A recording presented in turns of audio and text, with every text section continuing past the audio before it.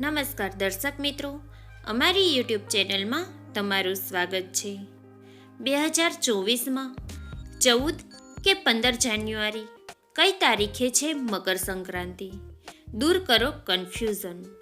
જાણો કઈ કઈ વસ્તુઓનું દાન કરવાનું છે મહત્વ આ વિડીયોમાં।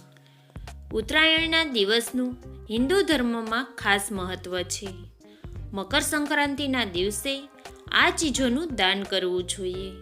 હિન્દુ ધર્મમાં મકર સંક્રાંતિ તહેવારોનું વિશેષ મહત્વ છે।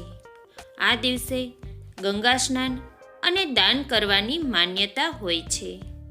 દર વર્ષે કુલ 12 જેટલી સંક્રાંતિ ઉજવવામાં આવે છે, પણ મકર સંક્રાંતિનું ખાસ મહત્વ હોય છે, કારણ કે આ દિવસે સૂર્ય ધનુ રાશિમાંથી નીકળીને મકર રાશિમાં સંચાર કરે છે।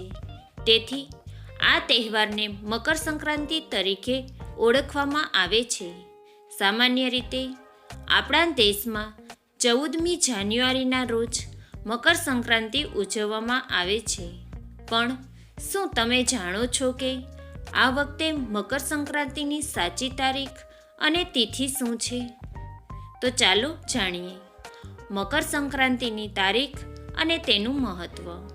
2024માં મકર સંક્રાંતિ 15 જાન્યુઆરીના રોજ સોમવારના દિવસે ઉજવવામાં આવશે।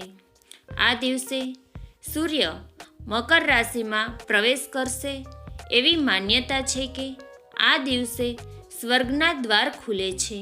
તેથી ભીષ્મ પિતામહે પોતાને બાણ લાગ્યા બાદ પણ પ્રાણ ત્યાગવા માટે ઉત્તરાયણનો દિવસ પસંદ કર્યો હતો, જેથી મોક્ષ મળી શકે। સાથે જ શાસ્ત્રોમાં જણાવવામાં આવ્યું છે કે આ દિવસે ગંગા સ્નાન કરવાથી 7 જન્મોના પાપ પણ ધોવાઈ જાય છે। મકર સંક્રાંતિને દેશના અલગ અલગ વિસ્તારમાં અલગ અલગ નામે ઓળખવામાં આવે છે। ઉત્તરાયણ, પોંગલ, મકરવિકલુ, માઘ અને બિહુ। શાસ્ત્રો અનુસાર આ દિવસે પવિત્ર નદીમાં સ્નાન અને દાન પુણ્ય કરવાની વ્યક્તિને ક્યારેય પણ સમાપ્ત ન થાય તેવું પુણ્ય મળે છે। મકર સંક્રાંતિના દિવસે આ ચીજોનું દાન કરો। મકર સંક્રાંતિના દિવસે તલ, ચંપલ, અન્ન, વસ્ત્ર, ધાબળું વગેરે ચીજોનું દાન કરવાથી વ્યક્તિને શનિદેવ અને સૂર્યદેવની કૃપા મળે છે। માન્યતા અનુસાર આ દિવસે તમે જે પણ દાન કરો છો એ સીધું ભગવાનને અર્પિત થાય છે, તેથી આ દિવસે ખાસ દાન કરવું જોઈએ। મિત્રો, મારો વિડીયો જો તમને આ ગમ્યો હોય તો પ્લીઝ લાઈક, શેર અને સબસ્ક્રાઈબ કરવાનું ભૂલશો નહીં।